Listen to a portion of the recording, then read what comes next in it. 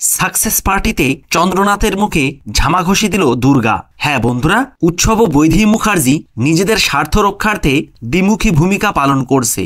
উৎসবকে জেল থেকে বাইরে আনার পর থেকেই উৎসব ও বৈদেহী মুখার্জি তাদের এই দ্বিমুখী রূপ দেখাচ্ছে। তারা প্রকাশ্যে কৌশিক ও দুর্গার সাথে তাল মেলালেও গোপনে তারা চন্দ্রনাথ মুখার্জির সাথে মিলে ষড়যন্ত্রের জাল বুনছে। তবে বৈদেহী মুখার্জি ও উৎসব যেমন তলে তলে চন্দ্রনাথ মুখার্জির সাথে হাত মিলিয়ে ষড়যন্ত্র করছে, ঠিক তেমনিভাবে দুর্গার সাথে বিশ্বস্ত থেকে দিব্যা সেনও তলে তলে চন্দ্রনাথ মুখার্জির সাথে হাত মিলিয়ে সাকসেস পার্টিতে দুর্গাকে শেষ করে দেওয়ার পরিকল্পনা করছে। তবে দুর্গার মতো শক্তিশালী প্রতিপক্ষকে ঘায়েল করা কি এতটাই সহজ হবে? কেননা দুর্গার সাথে তো কৌশিকী মুখার্জিও আছে, তাই দুর্গাকে ঘায়েল করা এতটাও সহজ হবে না।